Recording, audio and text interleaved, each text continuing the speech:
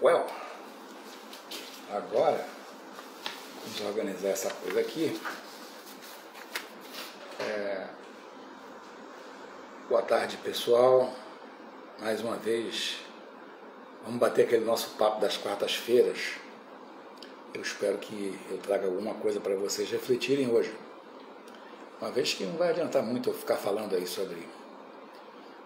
sobre tecnologia e tudo isso, quando tem tanta coisa diferente no mercado, tanta coisa acontecendo, tá?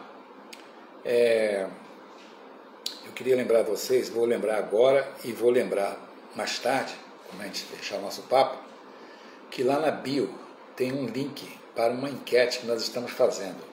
Essa enquete tem a ver com o conteúdo que nós vamos disponibilizar oriundo do nosso amigo Frank Catch, aquele cara do Catch no Macado, que vocês devem ter ouvido falar bastante. O Catch é um amigo de muitos anos, me ofereceu disponibilizar o conteúdo dele para a gente colocar no nosso site e comercializar pequenos textos ou pequenos capítulos que a partir do momento que vocês tiverem isso para vocês podem usar isso nas próprias publicações de vocês.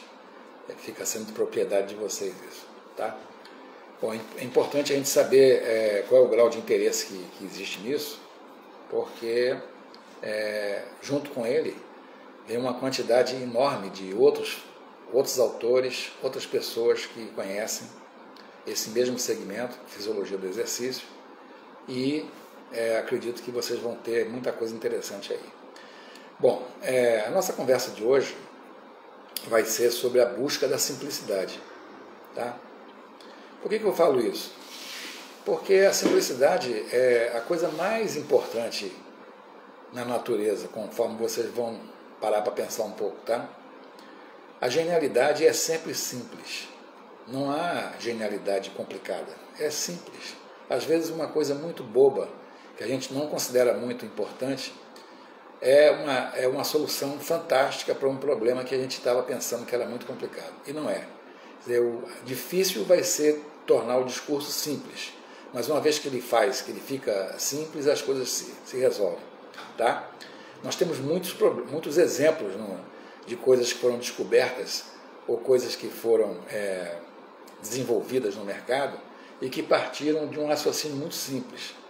Eu posso citar alguns casos aí, como o Akio Morita, quando ele criou o seu Walkman, vocês devem ter ouvido falar disso, isso nem existe mais, mas quando ele lançou isso foi um grande sucesso e a empresa dele inteira não acreditou que aquilo fosse funcionar, e funcionou. Quando o próprio Steve Jobs também criou algumas das soluções da Apple, soluções partindo de situações simples, daí que depois se tornaram complicadas, mas ele partiu de ideias muito simples, tá? A criação da penicilina, por exemplo, partiu de observações em cima de um fungo. Se vocês pararem para pensar, a grande maioria das principais invenções não surgiu de nenhum comportamento extremamente complexo.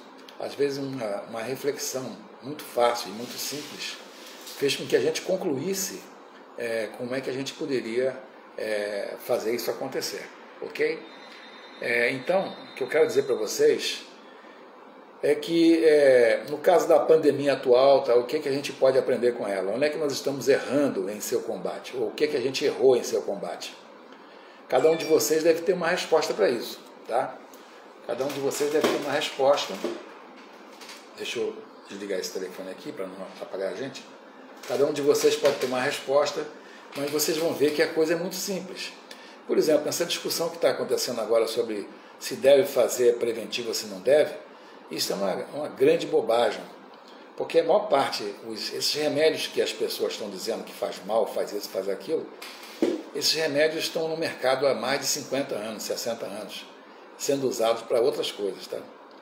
Então, o máximo que vai acontecer é não funcionar, mas tentar não faz mal a ninguém. Eu já experimentei essas coisas, inclusive eu faço uso de preventivo, tá?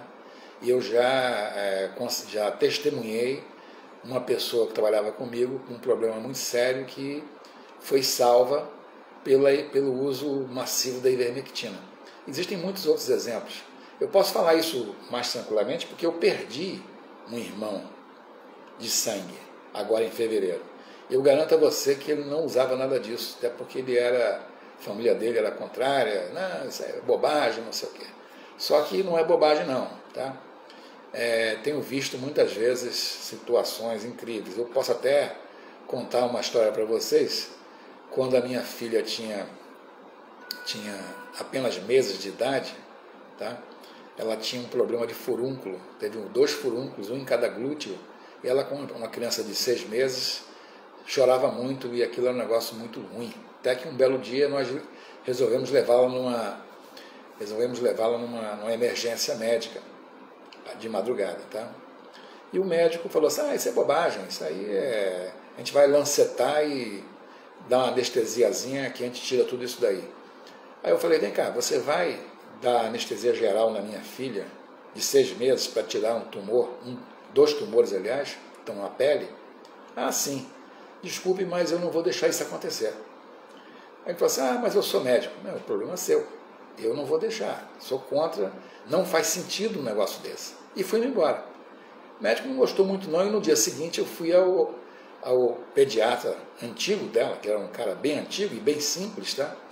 Que me disse o seguinte, esse cara ia fazer uma loucura. Se você deixasse ele fazer isso, ele podia criar uma septicemia na tua filha. E aí me deu uma aula sobre flutuação tumoral. Como é que os tumores nascem, crescem, flutuam e só aí podem ser removidos. Ou seja, uma observação muito simples. O que é que ele falou para mim? Eu não vou cortar coisa nenhuma, cara. Eu simplesmente, você vai botar calor úmido aí em cima e vai botar um remédio que hoje nem tem mais no mercado, que era chamado de antiflogestine, ou antiflogestina. Era uma pasta, tá? Vinha numa lata, você pegava aquela pasta, botava em cima do tumor, botava uma compressa de água quente e deixava que a natureza fazia o resto. E foi assim que a minha filha se curou. Hoje ela é uma pessoa, está inclusive fazendo aniversário hoje, hoje ela é uma médica, tem o seu trabalho, está muito bem de vida, graças a Deus, mas conseguimos evitar que acontecesse um mal maior naquela ocasião. Tá?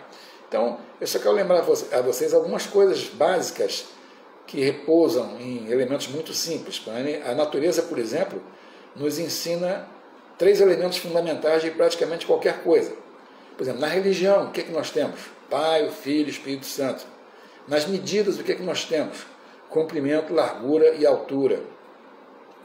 Nas empresas, por exemplo, o que nós temos? Nós temos o produto, o cliente e a transação.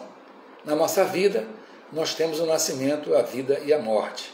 E na saúde, coisa que vocês mexem aí toda hora, nós temos a medição, a transformação e a proteção.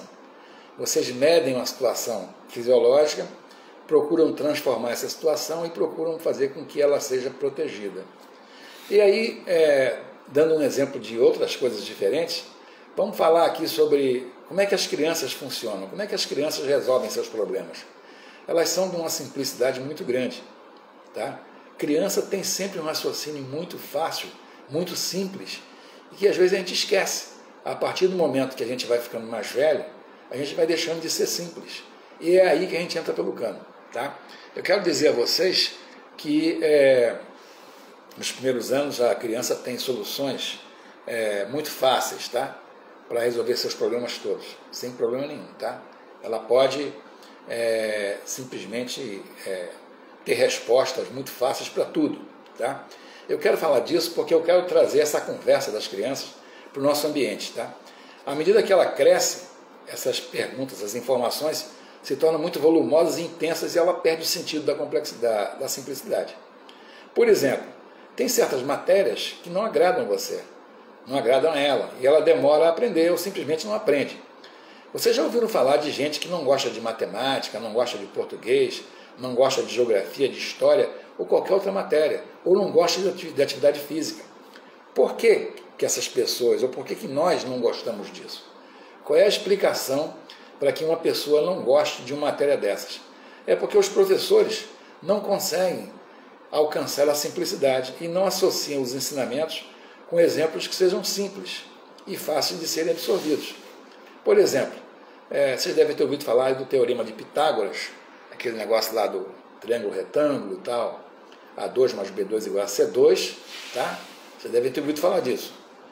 Mas poucos aí que vão saber para que serve. Qual é a utilidade prática do negócio desse? Tá? Se você souber, você aprende fácil. Por exemplo, vocês sabem para que serve cálculo matricial? O que é um cálculo matricial? Você pega as tuas equações, pega o teu problema, descreve em forma de equações, pega essas equações e coloca tudo numa matriz.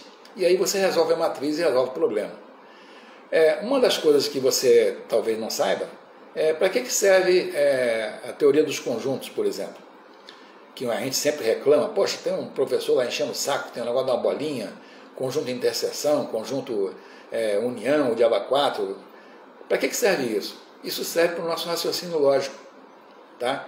Quando a gente pega essas mesmas coisas e transforma em discursos simples e aplica isso a situações do nosso dia a dia, a gente vai ver que as soluções que a gente busca estão no lado da gente, estão muito, muito próximas e disponíveis para a gente. Tá? Por exemplo, como os professores não conseguem alcançar a simplicidade, elas não associam seus ensinamentos com exemplos mais simples, isso não é absorvido. E no caso da educação física, que é o nosso caso aqui, por exemplo, os professores de educação física e outros profissionais do setor, eles medem, eles avaliam, eles buscam transformar, mas a transformação não acontece porque o subconsciente não aceita. O subconsciente não aceita e fim de papo, tá? Desculpem aí o mau jeito aqui, que entrou alguém tentando ligar aqui, atrapalhou a nossa vida. Atrapalhou aqui. Voltando à conversa, tá? Então, a educação física, os professores não conseguem. Eles medem, avaliam e transformam, mas a transformação não acontece porque o subconsciente do aluno não aceita. Então, nesse caso, o que a gente conclui? Que as melhores técnicas ou produtos, tá? Os melhores métodos podem não ser seguidos e as transformações não acontecem, porque quem manda é o subconsciente e se ele não quiser, nada acontece. Será que a gente está medindo as reações dos nossos clientes, dos nossos alunos, por esse ponto de vista? Será que a gente está vendo isso dessa maneira? Ou será que a gente simplesmente pega uma técnica qualquer, que a gente acha maravilhosa, aplica sem saber se aquilo realmente vai causar a transformação que a gente quer? É claro que vocês vão aplicar essa técnica num monte de gente e alguns vão ter resultados e vão conseguir. Mas vocês deviam ter resultados em todos, e não só em alguns. Tá? A grande maioria não aceita. É só vocês verem aí, porque como é que vocês explicam, por exemplo, a questão da aderência ao exercício.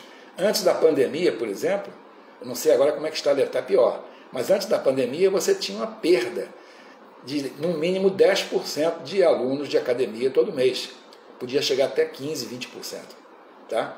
Isso é um absurdo, né? Se você pegar e projetar isso num período de 6 meses, um ano, você vai ter uma perda de alunos absurda. Eles vão embora. Isso deve acontecer não só com as academias, mas acontece também com o pessoal que é personal. Acontece com os médicos. O cara que pula de um médico para o outro, não gosta daquele médico, vai para o outro, não consegue ficar no mesmo lugar. Por que ele não consegue? Porque o discurso que é empregado para ele, tá, é um discurso complicado. A partir do momento que esse discurso simplifica, e ele consegue entender o que está acontecendo, que o subconsciente dele aceita aquela conversa, a partir desse momento ele se torna um cliente fiel. Ele não vai sair dali de um lugar onde ele pode ter bons resultados. Tá? Então, minha pergunta é, vocês estão medindo os resultados do ponto de vista de seus alunos? Eles estão recebendo o que precisam? Nem sempre o que eles precisam é o que eles querem, mas vocês é que têm que esclarecer isso. Para isso vocês são os profissionais. Tá? O profissional tem que entender o subconsciente de cada um dos seus alunos. Tem que saber o que ele está precisando e tem que saber quais são os bloqueios que existem, que impedem que ele tenha benefícios daquilo que você está mostrando para eles. Tá? Então, vamos falar de uma outra coisa aqui. Simplificar pode ser difícil, mas o melhor caminho para a transformação, a aceitação de novos hábitos, é que o professor de educação física deve entender, deve saber o que o seu aluno quer. Ele tem que ter o máximo de esforço para descobrir isso. Tá? Então aí entra a tecnologia atual. A tecnologia atual, ela oferece dezenas de funções diferentes. Agora mesmo nós estamos comercializando um produto que eu não conhecia até o ano passado, tá? E pelo que eu estou vendo, as pessoas estão gostando. É um produto simples, tá? Que produz os resultados básicos, tá? E faz com que as pessoas fiquem felizes. Então, estão recebendo a informação que elas queriam. Tem um bom programa, um bom aplicativo, tá? O produto tem um preço razoavelmente baixo. Então, qual é o risco que você tem de experimentar isso? Muito baixo, né? Você pode aceitar sem problema nenhum, tá? Mas, nos últimos dias, mais precisamente a semana passada, eu tive acesso a outros produtos parecidos, mas com uma quantidade de informações bem diferente e bem mais diversa. Por exemplo, vocês sabem que medir a frequência cardíaca ela é feita de duas formas, tá? Ou você tem um sensor no tórax, que capta o sinal elétrico, que ali tem uma potência de 10 milivolts, ou você tem um sensor no pulso.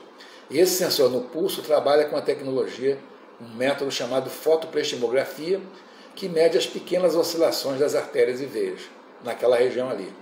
Eu, estudando sobre o assunto, descobri que, embora fique no pulso, a posição do sensor em relação ao pulso, ela pode provocar alterações.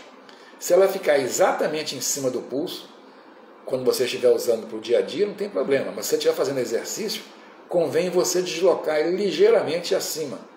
Ou seja, você pode colocar um dedo apenas de intervalo entre o pulso e o produto, ou você pode descer ele um pouco mais e colocar 2 dedos. Nessa colocação dos 2 dedos, você teria mais eficiência quando você estiver fazendo exercício. Talvez isso aí seja a explicação porque alguns usuários desses produtos, eles reclamam que travou, que não fez o que ele queria, não ficou legal, tá? Bom, mas o que eu descobri a semana passada aí, esses dias agora? Estamos pensando. Tem um produto que diz o seguinte: eu vou fazer a variabilidade da frequência cardíaca. Vocês sabem que a variabilidade da frequência cardíaca nada mais é do que a análise do intervalo entre um batimento e outro batimento, ou seja, entre os 2 pontos R do complexo que é RST. Por que o ponto R? Porque o ponto R corresponde ao ventrículo esquerdo e é o ponto em que você precisa de maior potência mecânica para jogar o sangue para o resto do corpo. Em função disso, esse sinal elétrico naquela posição ele é mais forte e mais fácil de ser captado. Então, quando eu começo a medir a distância entre um ponto e o próximo ponto, e começo a analisar essa variação, eu consigo determinar uma série de coisas. Existem vários trabalhos publicados sobre esse assunto, centenas de testes já foram feitos, centenas não, milhares. E se chegou à conclusão que é possível estimar, com um grau de acuidade bastante razoável, frequência cardíaca máxima, por exemplo, pode-se equilibrar o nível de aptidão física, uma série de coisas aí, tá? Só que até agora, isso só era possível através da medição no tórax. Eu acho que o pessoal descobriu uma forma de fazer isso no pulso também, colocando em volta do sensor de pletismografia um sensor elétrico capaz de medir a eletricidade no pulso. Como é que isso é feito? Bom, eu ainda não sei porque eu ainda estou testando isso. Assim que eu souber, eu vou divulgar para vocês. Mas o que acontece é o seguinte: parece que eles descobriram um eletrodo que é tão sensível que é capaz de captar o sinal elétrico no pulso. Ou seja, ele vai ter uma acuidade no pulso semelhante à acuidade que nós temos no tórax. É o que eu imagino. Eu não tenho certeza disso ainda, estou ainda verificando. Tá? Só posso falar disso depois que as primeiras amostras chegarem ao meu conhecimento. Estou falando apenas porque eu li o que está escrito e vi as fotos, mas por enquanto não posso garantir que é assim ou que não é. Tá? Bom, essas novas e sofisticadas funções, elas consomem recurso, mas não representam modificações. Tá? O professor de educação física, ele deve filtrar aquilo que é relevante e o que não é. Até a própria variabilidade mesmo, que a gente fala muito dela aí, mas eu conheço muito pouca gente capaz de tomar decisões de treinamento baseado na variabilidade. Na realidade, eu conheço uma turma muito pequena capaz de fazer isso.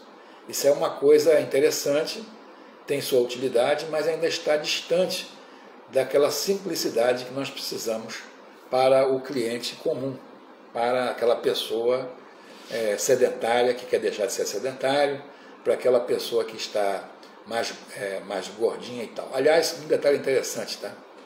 Esse mesmo produto que mede a variabilidade também é capaz de medir o índice de massa corporal pela bioimpedância. Isso aí também eu quero ver se é verdade, tá? Eu não vi ainda não.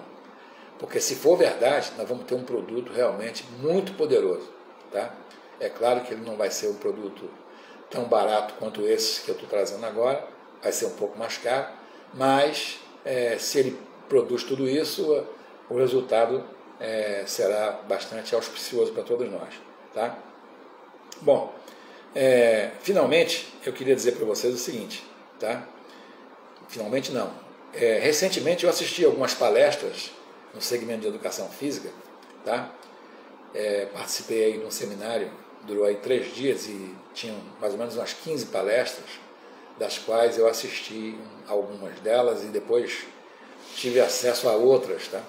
Aquelas que me agradaram mais foram aquelas cujo discurso era mais simples.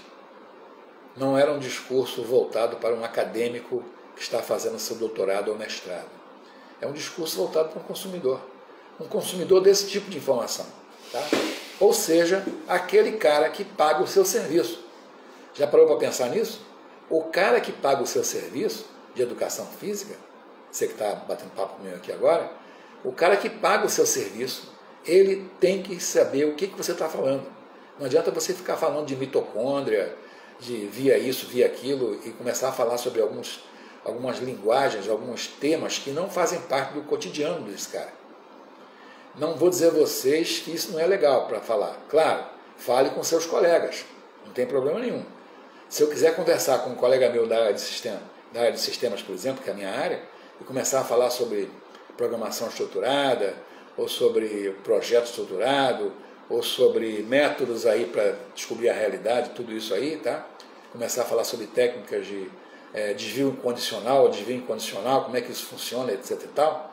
Se eu começar a falar sobre pilha, lista, fila, tudo isso, como é que isso funciona, se eu falar com um programador, a conversa vai fluir legal.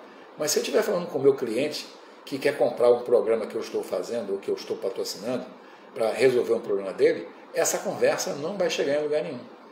Então você tem que tomar muito cuidado com aquilo que você diz a ele, tá? Tenham cuidado, e esse discurso rebuscado, ele só vai agradar ao espelho, tá? Esse espelho também pode ser muito útil quando vocês descobrirem seu real significado e importância. É importante vocês fazerem autocrítica, é importante vocês olharem para o próprio espelho da vida de vocês e perguntarem se aquilo que vocês estão dizendo é suficiente, é razoável, se as pessoas estão entendendo. Eu tinha o hábito, há muitos anos atrás, aprendi isso com um chefe antigo meu, toda vez que eu escrevia um trabalho, um trabalho mais complicado, eu chamava alguém do meio do caminho lá, às vezes o cara que estava varrendo a rua não, mas o cara que estava limpando a empresa, e pedia para o camarada ler aquilo e saber se ele tinha entendido o que eu estava querendo dizer ali. Se ele dissesse, entendi, opa, então meu discurso está bom, é esse mesmo. Se ele disser, eu não sei o que é isso, está na hora de eu refazer essa conversa. Eu lembro quando eu era novo, que eu estava começando minha vida profissional, trabalhei numa área em que havia muitos seres acadêmicos. Seres acadêmicos são aqueles caras que ficam produzindo trabalhos em profusão aí, tá? Dezenas de trabalhos diferentes. No meu caso lá era sobre a paleontologia. Havia gente escrevendo sobre paleoictiologia, paleobotânica, paleontologia de vertebrados. Desculpe. Crocodilídeos, o escambau, tá? Uma série de termos que vocês talvez nunca tenham tido familiaridade de ouvir. E por alguma razão da natureza, até pela vaidade desse povo, eles às vezes chegavam para mim e me pediam para eu ler, para ver o que eu achava, tá? E quando eu dizia que não tinha entendido coisa nenhuma, aí eles diziam, não, mas você não é geólogo, como é que você pode estar dizendo isso? Eu falei, eu estou dizendo isso porque eu não entendi nada do que você disse. E se eu não entendi, para que serve o teu trabalho? Te digo mais uma coisa, os melhores profissionais desse segmento, os doctor, pós-doctor e tal, tinha um especialmente que eu lembro muito dele, que era o Dr. Llewellyn Ivor Price, era especialista em crocodilídeos. Ele era capaz de descrever um crocodilo fóssil de uma forma tal que parecia que você estava vendo o bicho na tua frente. Que é uma das habilidades que esse pessoal tem que ter, tá?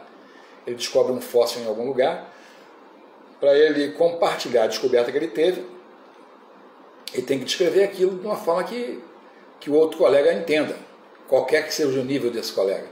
Então isso vale para vocês também, tá? Quando você vai fazer alguma coisa, você vai conversar com o teu cliente, com o teu aluno, você tem que ter um discurso tão simples que ele possa entender facilmente e atender ao que você pede para ele fazer. Obedecer às tuas recomendações. Ele só vai obedecer às tuas recomendações se ele entender o que você quer dele. Se ele não entender, esquece. Não adianta você dizer que foi o doutor fulano que falou isso, ou que você foi a sua tese disso ou daquilo, isso aí para ele não adianta nada. Eu quero saber o seguinte: eu estou comprando o seu serviço. Você é um profissional de educação física, tá? Você tem que fazer com que eu mude. Eu quero perder peso, eu quero ganhar força, eu quero ganhar flexibilidade, eu quero dormir melhor, eu quero me curar daquela doença no meu joelho, ou eu quero que o meu fêmur não doa tanto. Ou seja lá que diabo for a necessidade dele. Quando você falar com ele, você tem que falar de uma maneira muito simples. Você tem que esquecer o jargão tecnológico, o jargão técnico que você possa ter, e falar com ele de uma linguagem que ele possa entender. E é o que eu procuro fazer também. Quando eu começo a falar sobre monitoramento cardíaco, que é a minha área de eficiência, mais ou menos, eu acho que alguma coisa eu sei disso aí, depois de ter ficado mais de 2 décadas fazendo isso, acho que alguma coisa eu andei descobrindo. Quando você vai fazer isso, eu tenho que falar de uma forma tal, eventualmente fazendo comparativos, que as pessoas entendam. Por exemplo, eu contava uma historinha muito interessante quando eu começava a falar sobre o sistema cardiovascular para as pessoas que vinham aqui me visitar. Eu dizia para eles o seguinte: o corpo humano funciona como se fosse um mecanismo que tem 5 personagens, tá? O primeiro personagem é o trabalhador. O trabalhador é um camarada que trabalha o dia inteiro, a noite inteira, não tem como, ele não para, ele não sabe dizer não e ele não sabe mentir. Qualquer coisa que peçam a ele, ele vai tentar fazer. O segundo personagem é o alimentador, porque o trabalhador só trabalha se tiver comida. Se ele não tiver comida, ele não consegue trabalhar. Quando a comida não aparece, ele consome um lanchezinho que carrega na cintura, lá uma pochetezinha, ele tem um lanche. Não veio a comida, vou comer o lanche. Se até o lanche acabar, ele para. E aí aparece o nosso amigo alimentador. O alimentador pega a comida que ele pegou em algum lugar e vai levar para o trabalhador. Esse alimentador, na realidade, é um trabalhador que foi promovido. Ele não é tão rápido, ele tem que ser os cuidados, ele é mais devagar e tal, ele não reage com tanta rapidez. Tá? Depois você tem um comprador. O comprador vai na rua buscar as coisas que o alimentador precisa para entregar para o trabalhador. O que ele faz? Ele é um cara que vai na rua, tem que comprar feijão, arroz, carne, não sei o quê. Ele vai comprar. Só que ele é muito sensível aos estímulos do marketing externo. Então, se alguém chegar para ele e dizer assim: olha, o arroz está com preço muito baixo, ele é capaz de comprar uma saca de 60 quilos, que ele não precisa, mas ele comprou porque estava muito barato. Ele também é capaz de consumir coisas que são até ruins para ele, como fumaça, etc. e tal. Ele vai buscar, não é só a comida, vai buscar o oxigênio também. Às vezes ele traz alcatrão, às vezes ele traz alguma coisa que não era para trazer. Quando ele chega em casa de volta com essa coisa do supermercado, o nosso amigo, esse comprador, ele tem um auxiliar que permite a ele guardar as coisas em algum lugar. Né? Esse auxiliar, eu até costumo dizer que é um anão que trabalha para ele, o anão fala assim: chefe, eu não tenho mais armário para guardar nada disso. Como é que a gente vai fazer? Você comprou 60 quilos de arroz, mas só tem lugar para 2 quilos. Vai ficar sobrando arroz aí. Se isso acontecer na sua casa, o que é que você faz? Você dá o arroz para o vizinho, você dá para sua mãe, você faz o que você quiser. Só que esse comprador ele é muito mesquinho. Ele não admite de maneira nenhuma jogar fora aquilo que ele comprou. O que é que ele faz? Ele armazena. Geralmente, no nosso caso, armazena em algum lugar ali no meio do corpo, tá? Tal do core, que vocês costumam dizer, né? É lá que ele costuma guardar essas coisas. Se for mulher, vai guardar nas pernas, vai guardar no glúteo, vai guardar no antebraço. Ele tem uns lugares que ele gosta de guardar essas coisas, tá? Bom, o outro personagem que nós temos é o gerente, tá? O gerente é que diz quem faz o que quando, tá?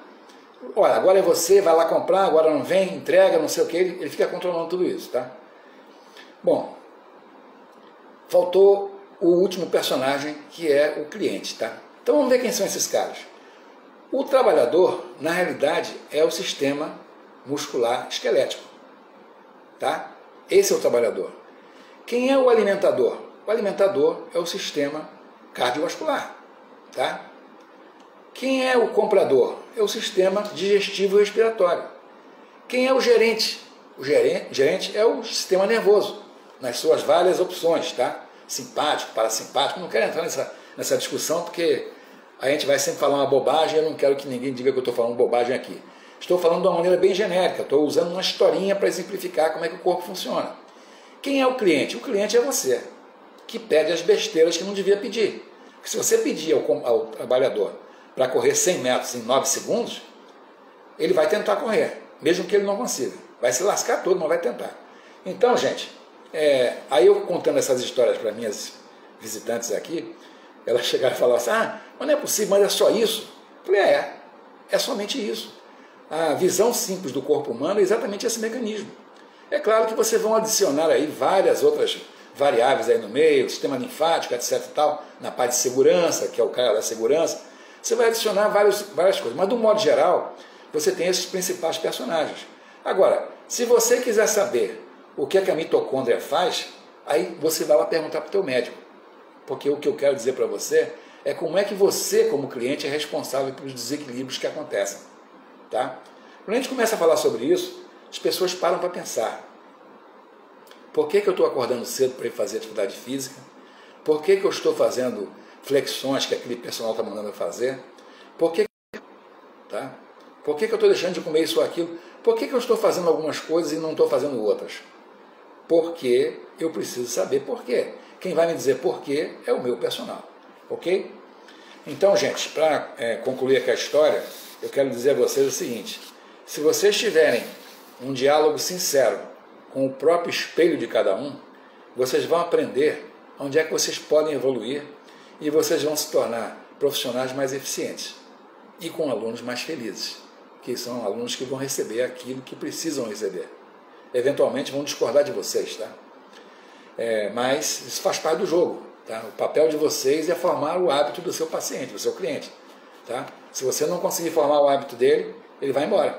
Você perde o paciente, perde o cliente ou o paciente, tá? Você perde, tá?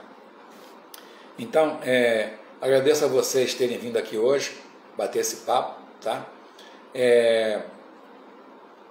Desculpem aí qualquer coisa que eu tenha falado que não tenha sido simples o suficiente. Eu quero lembrar vocês que na nossa bio da Próximos Tecnologia tem um link lá com a pesquisa que eu estou fazendo. Essa pesquisa vai me orientar a dizer ao Frank Ketch quais são os conteúdos que nós podemos disponibilizar para vocês usarem. Tá? Vai ter muita coisa interessante. O Frank tem alguns milhares de conteúdos, não só dele, mas das pessoas que trabalham com ele, que são o Victor, que é o irmão dele. Aliás, para que vocês lembrem, lembra daquele livro aí do Ketch, Ketch and McArdle? O Ketch em Ketch é o Victor Ketch e o Frank Ketch. E o McArdle vocês também sabem quem é. E o livro é Fisiologia do Exercício. A maior parte de vocês já ouviu falar desse livro. Tem várias versões dele circulando por aí. A maior parte dos professores de educação física viu ou ouviu falar. Mas é uma beleza, é um livro bastante complicado, tá? Bastante completo, muita coisa lá que tem lá, tá? Agora, nós não vamos querer saber tudo. Por exemplo, quem está dando aula de hidroginástica, por exemplo, ou aquaginástica, um nome que estão querendo mudar o nome agora, mas quem está dando água no meio líquido, na água, na piscina ou não, pode querer saber de determinadas sutilezas que não interessam para quem está fazendo corrida, ou não interessam para quem está fazendo musculação. Então, é preciso saber que tipo de coisa a gente vai colocar por lá, ok? Eu agradeço muito a atenção de vocês hoje mais uma vez. Eu espero revê-los brevemente aí num outro papo nosso, tá? Terei novidades em termos de produtos e facilidades e funções em breve, se Deus quiser. Não me apressem muito, porque isso demora, tá? Até eu conseguir trazer a amostra, testar tudo, ver se é ou se não é, e aí falar alguma coisa, isso pode demorar algum tempo.